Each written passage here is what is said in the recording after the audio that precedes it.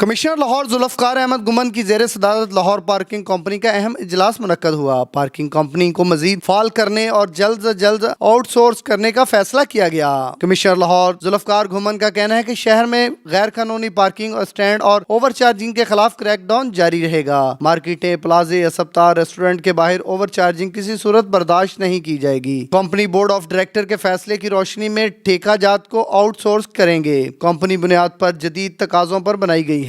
Company کو جدت کے مطابق فعال کیا جائے گا۔ پارکنگ سائٹ کا نقشہ لین مارکنگ داخلی اور خارجی راستوں کے مطابق بنایا جائے گا۔ کمپنی کے تحت فعال 214 پارکنگ اسٹینڈ رجسٹرڈ ہیں۔ لاہور پارکنگ کمپنی کی تقسیم کار کے مطابق 5 زون میں ہے۔ ذوالفقار گمن کا کہنا تھا کہ لاہور پارکنگ کمپنی کے بورڈ آف ڈائریکٹر کو جلد مکمل کیا جائے گا۔ کمشنر ایڈمنسٹریٹر لاہور کو کمپنی کی آمدن اور اخراجات اور ایڈٹنگ کے بارے میں بریف کیا جائے گا۔ D C Lahore Danish Afzal, C O company Syed Kalb Abbas, C O M C L Syed Ali Bukhari, S O 2 administrator M C L Mian Waheed الرحمان اور ریگولیشن کے عملے نے اجلاس میں شرکت کی۔ کیمرہ مین شاہد اقبال کے ساتھ شاہد رضا، لاہور 24 نیوز لاہور۔